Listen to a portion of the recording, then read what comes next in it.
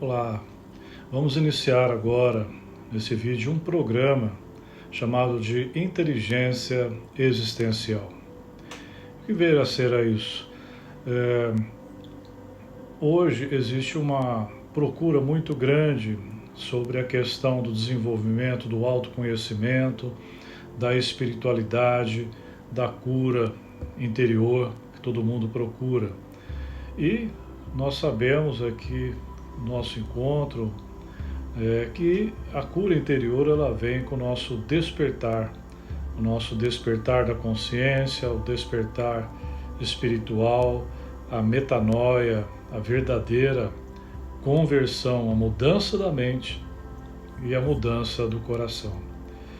Mas a grande questão é como chegar lá, como eu chego lá nesse despertar, como eu chego para ter esse clique em que vai mudar minha mente, meu coração, em que eu vou conhecer o que é a paz de Cristo, essa paz que excede todo o entendimento, como eu vou conhecer essa felicidade verdadeira, essa liberdade.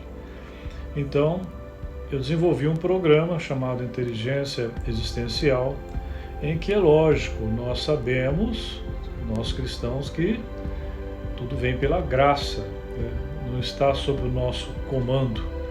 Mas tem como a gente evitar de andar 40 anos no deserto, perdidos, como os hebreus saíram lá do Egito, sendo que a gente pode fazer um caminho muito mais rápido.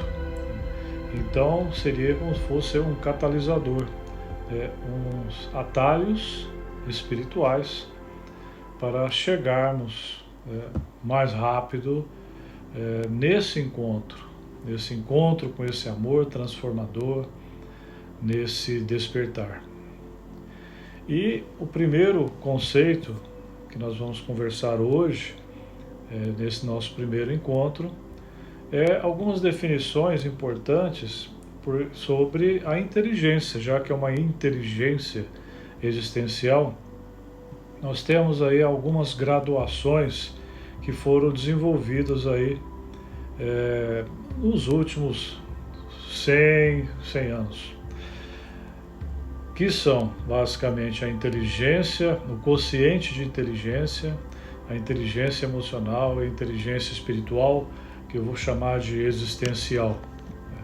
Então, a primeira que foi desenvolvida foi justamente o quociente de inteligência, que foi no início do século XX, o famoso QI, e tornou-se aí, lógico, um assunto constante aí das conversas, porque as pessoas queriam medir quem que a pessoa é mais inteligente, é menos inteligente, então desenvolveram esse sistema. Então a nossa inteligência intelectual ou racional é a que usamos para solucionar problemas lógicos ou de grande importância. Psicólogos, então, desenvolveram testes para avaliar essa capacidade. E estes tornaram-se instrumentos para classificar o grau de inteligência dos indivíduos, indicando suas habilidades, indicando seus talentos. Quanto mais alto o QI do indivíduo, dizia essa teoria, maior a sua inteligência. Então, em meados da década de 1990, o que aconteceu nessa história toda? Então, durante todo esse tempo aí do século XX, utilizaram, todo mundo falava QI, de cima para baixo, QI, aquele cara tem um QI alto e daí por diante. Mas começaram depois a observar que aquele aluno que só tirava 10, que tinha o QI elevado, quando ele se formava, ele às vezes não virava muita coisa profissionalmente. Sendo que aquele aluno mediano, que tinha teoricamente um QI inferior àquele primeiro aluno, quando saía para o mercado de trabalho, se dava muito bem. Então, provavelmente tinha uma outra variável aí nessa história. foi quando, em 1990, Daniel Goleman, ele popularizou pesquisas realizadas por diversos neurocientistas e psicólogos, demonstrando que a inteligência emocional, que como abreviação conveniente, vamos chamar aí de QE, é o quociente emocional, reveste de uma importância também como QI. Então, esse consciente, essa inteligência emocional, nos dá a percepção de nossos sentimentos e dos sentimentos dos outros. Dá-nos empatia, compaixão, motivação e capacidade de reagir apropriadamente à dor e ao prazer. Conforme observou Goleman, essa inteligência emocional constitui um requisito básico para o emprego efetivo do QI. Ou seja, se você tem um QI elevado, mas para você colocar em prática, para você se dar bem na vida, você tem que ter uma inteligência emocional. Se estão lesionadas as áreas cerebrais com as quais sentimos, nós pensamos com menos eficiência, diz ele. Então, no fim do século XX, um conjunto de dados científicos, ainda não assimilados antes disso, mostrou-nos que há, então, um terceiro QI, um terceiro Q, né? Uma terceira inteligência. Então, a descrição total da inteligência humana, ela pode ser finalmente completada com a discussão da inteligência chamada espiritual. Então, essa inteligência espiritual, então, apareceu aí recentemente como uma terceira inteligência. E essa inteligência é uma inteligência no qual nós abordamos e solucionamos problemas de sentido e valor.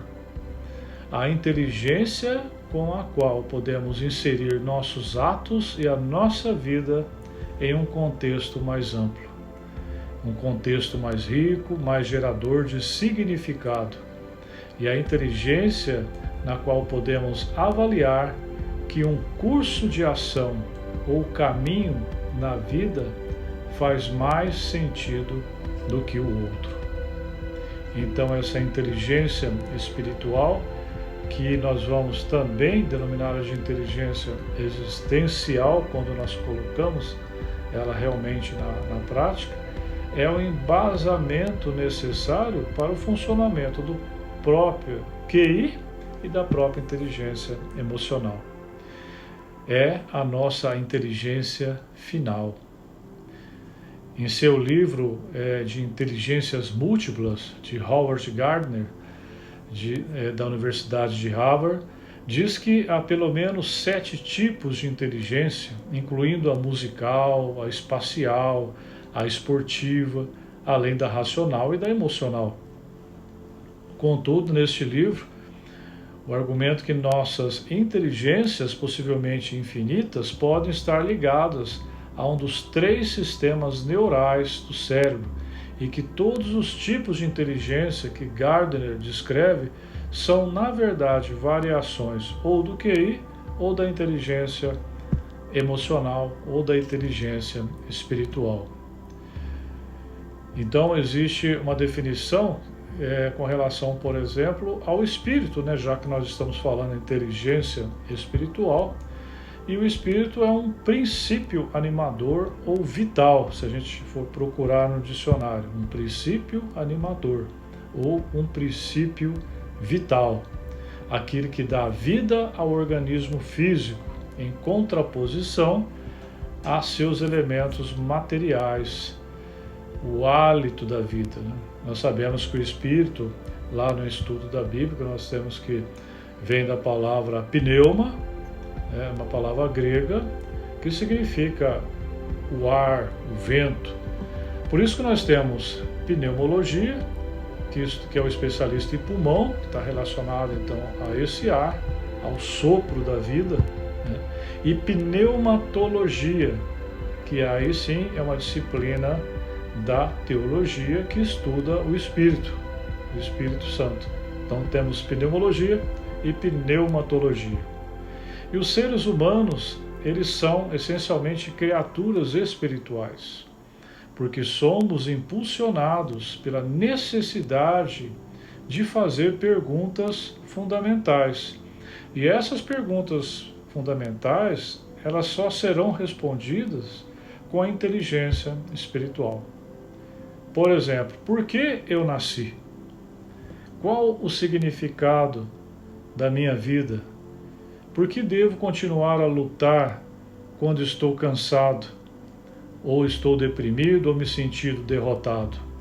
Por que eu tenho que continuar lutando? O que torna a vida digna de ser vivida? Nós somos impulsionados, na verdade, determinados por um anseio especificamente humano, né? O de encontrar um sentido e valor no que fazemos e no que experimentamos. Nós sentimos o anseio de ver nossa vida em um contexto mais amplo, que lhe confira sentido, que seja a família, a comunidade, o clube de futebol, o trabalho, as convicções religiosas ou o universo em si. Nós ansiamos por algo pelo qual nós possamos aspirar, por algo que nos leve além de nós mesmos e do momento presente, por alguma coisa que nos dê e dê a nossos atos um senso de valor. Alguns antropólogos e neurobiólogos argumentam que foi esse anseio por sentido e o valor evolutivo que ele confere que puxaram os seres humanos das árvores para o chão há cerca de 2 milhões de anos. Essa é a teoria deles. Então houve um empurrão aí, e esse empurrão foi esse anseio dessa busca de uma resposta.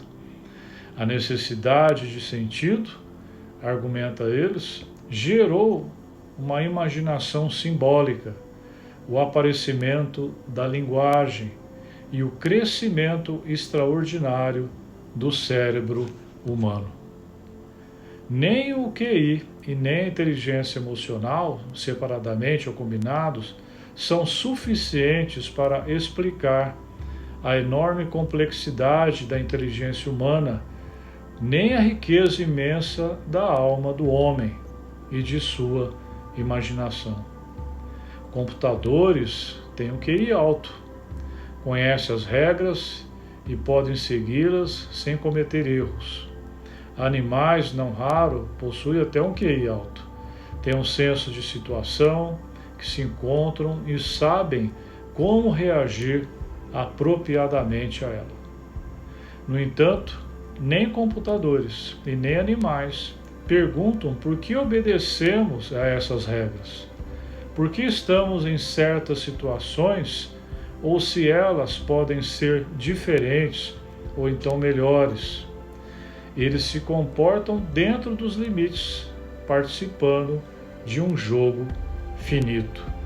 Então, a inteligência, o QI, a inteligência do computador, eles estão em um compartimento fechado.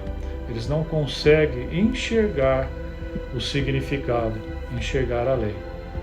Então, a inteligência espiritual permite que os seres humanos sejam criativos, mudem as regras, alterem situações e permite-nos trabalhar com limites, participar do jogo infinito. A inteligência espiritual nos dá a capacidade de escolher, presenteia-nos com um senso moral, uma capacidade de amenizar normas rígidas com a compreensão e com a compaixão, e também com a capacidade de saber quando a compaixão e a compreensão chegaram a seus limites. Nós usamos essa inteligência espiritual para lutar com questões acerca do bem e do mal, a imaginar possibilidades irrealizadas, sonhar, aspirar, superar situações extremamente difíceis. E é principalmente esse poder transformador que diferencia a inteligência espiritual da inteligência emocional. De forma como Daniel Goleman a define, a inteligência emocional permite julgar em que situação me encontro e em seguida eu me comportar apropriadamente diante dessa situação. Isso significa trabalhar dentro dos limites dessa situação, permitindo que ela me oriente. Já na minha inteligência espiritual, permite que eu pergunte a mim mesmo, de início, se eu quero estar nessa situação particular ou não. Ou seja, eu não poderia mudá-la, por exemplo, criando algo muito melhor. Então, essa visão, quem vai dar é a inteligência espiritual. E ela nos torna criaturas permanentemente, plenamente intelectuais, emocionais e espirituais ao mesmo tempo. Em condições ideais, as três inteligências básicas funcionam juntas e se apoiam mutuamente.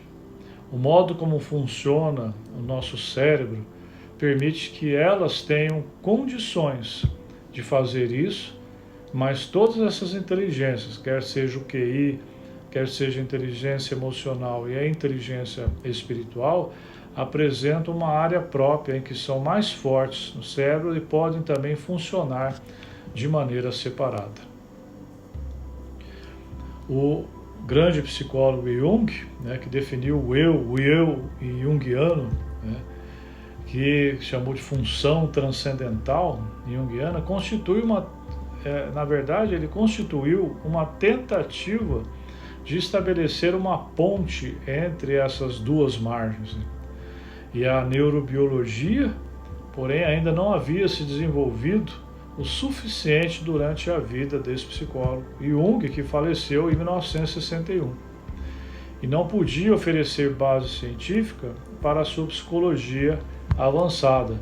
Ou seja, o Jung enxergou lá na frente, mas ainda a ciência ainda não tinha capacidade de ter como uma base justamente para sustentar essa teoria do Jung, que tinha já enxergado essa outra realidade.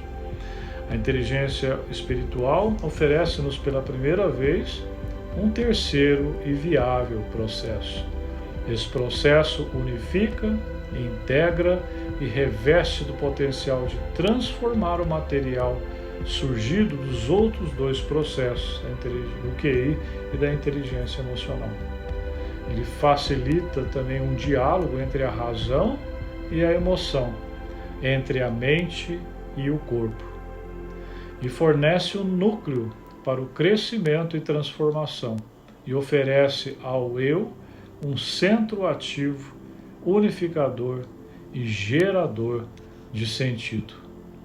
Portanto, a gente entra aproveitando a inteligência espiritual, nós poderíamos então até refinar essa inteligência espiritual chamando de inteligência existencial. Porque o que seria então inteligência existencial? Em essência, a inteligência existencial é a capacidade de usar a intuição, pensamento e uma metacognição para fazer e responder perguntas profundas sobre a existência humana. Aqueles de nós que são assim, somos inerentemente existenciais, nós vamos fazer perguntas como, por exemplo, quem somos? Por que estamos vivos? Nós temos um propósito em nossa vida? Por que e como estamos conscientes? Qual o significado da vida? De muitas maneiras, é preciso um certo nível de coragem para enfrentar grandes questões e mistérios seculares que provoquem a humanidade há milênios. Então essas são perguntas que transcendem a percepção. Elas dizem respeito a questões grandes ou pequenas demais para serem percebidas pelos 5 sistemas nossos sensoriais. Então, simplesmente, a nossa visão, a nossa audição, o nosso tato, o nosso olfato, nosso paladar, eles não são suficientes para responder essas questões. Temos pessoas iluminadas aí na história, como Sócrates, o filósofo Sócrates, Buda, que são exemplos de figuras famosas que exibiram um nível excepcional de inteligência existencial. E, óbvio, Cristo. O Cristo era pura inteligência espiritual e inteligência existencial. Quando então nós recebemos essa inteligência espiritual, nós recebemos também a chave para a nossa cura interior. Então é sobre isso que nós seguiremos nessa sequência de vídeos, nesse caminho da inteligência existencial. Que Deus nos abençoe nessa jornada e que temos a graça do entendimento e dessa inteligência espiritual. Grande abraço no coração.